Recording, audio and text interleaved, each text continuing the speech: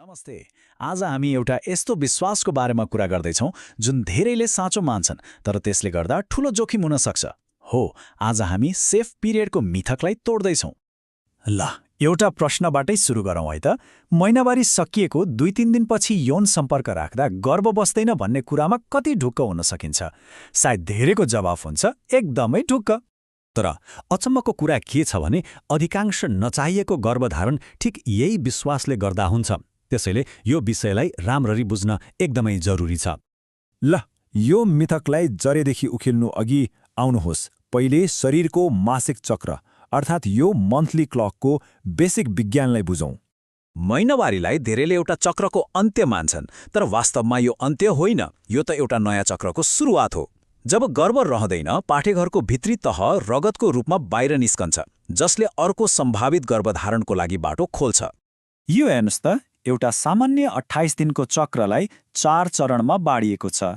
पहिलो, महिनावारीको चरण, जति बेला रक्तस्राव हुन्छ। तर त्यसपछि तुरन्तै शरीरले अर्को डिम्ब तयार पार्न थाल्छ। अनि आउँछ सबैभन्दा मुख्य क्षण, ओभ्युलेसन, जब त्यो तयार भएको डिम्ब निस्कन्छ। र अन्तमा शरीरले गर्भ बसेको छ कि छैन भनेर पर्खिने समय। अब कुरा गरौँ सबैभन्दा महत्त्वपूर्ण पाटोको, त्यो हो फर्टाइल विन्डो अर्थात् गर्भ रहन सक्ने खास समय। र यो कुरा महिनावारी कहिले सकियो भन्नेमा होइन, डिम्ब कहिले निस्क्यो अर्थात् ओभ्युलेसन कहिले भयो भन्नेमा भर पर्छ।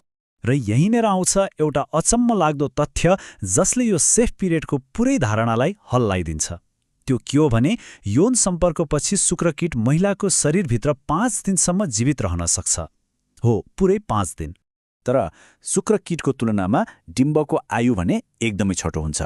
ओभ्युलेसन भएपछि त्यो केवल 24 घण्टाको लागि मात्रै सक्रिय रहन्छ। यसको मतलब के भयो त? सिधा भाषामा भन्नुपर्दा शुक्रकीट डिम्बभन्दा धेरै दिन पहिल्यै नै शरीरभित्र पुगेर त्यसलाई पर्खेर बस्न सक्छ। पानेपछि फर्टाइल विन्डो भनेको ओभ्युलेसन हुने दिन मात्र होइन, त्योभन्दा 5 दिन अगाडिदेखि नै सुरु हुन्छ। यही कारणले गर्दा डिम्ब निस्कनुभन्दा केही दिन अघि भएको यौन सम्पर्कले पनि गर्भधारण गराउन सक्छ। ल, अब अलिकति तथ्य र तथ्याङ्कमा जाउँ। यो सेफ पिरियडको धारणा किन व्यवहारमा काम गर्दैन त? आउनुहोस् यसलाई डाटा र एउटा वास्तविक उदाहरणबाट बुझौँ। यो तालिका हेर्नुहोस् त, यसले सबै कुरा छर्लङ्ग पार्छ।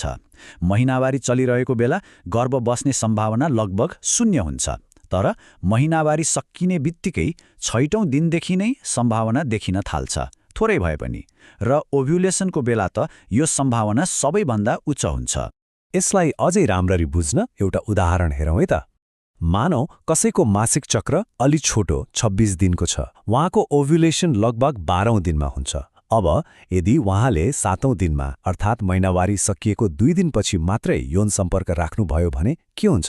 शुक्रकीट शरीरभित्र 5 दिनसम्म पर्खेर बस्छ। 12औं दिनमा जब डिम्ब निस्कन्छ, त्यो शुक्रकीटले भेटेर निषेचित गरिदिन्छ। नतिजा गर्भ रह्यो। अब यहाँ अर्को प्रश्न आउँछ, मासिक चक्र सधैँ क्यालेन्डरको पाना जस्तै किन हुँदैन त? किन यति धेरै तलमाथि हुन्छ? किनभने हाम्रो शरीर मेसिन होइन। सामान्य तनाव, अलिकति बिरामी पर्दा, तौल घटबड हुँदा वा लामो यात्रा गर्दा पनि ओभ्युलेसनको समयमा फरक पर्न सक्छ। यी सबै हाम्रो जीवनका सामान्य कुराहरू हुन् जसले चक्रलाई अप्रत्याशित बनाइदिन्छन्। त्यसैले अहिलेसम्म हामीले हेरेका सबै प्रमाण र तथ्यहरूले एउटै कुरा भन्छ, महिनावारी सकिएको 7 दिनसम्म सुरक्षित हुन्छ भन्ने भनाइ केवल एउटा भ्रम हो, मिथक हो। त्यसो भए अब के गर्ने त? मिथकलाई पन्छाएर विज्ञानको आधारमा कसरी सही र सुरक्षित निर्णय लिने?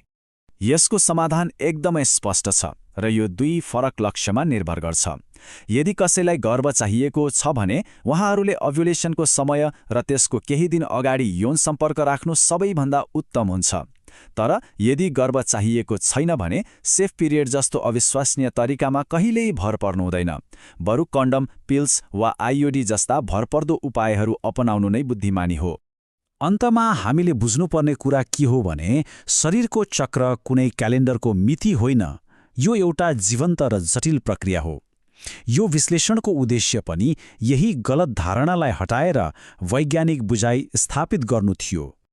र सधैँ याद राख्नुहोला, जब यौन तथा प्रजनन स्वास्थ्यको कुरा आउँछ, सही जानकारी र ज्ञान नै सबैभन्दा ठूलो सुरक्षा हो।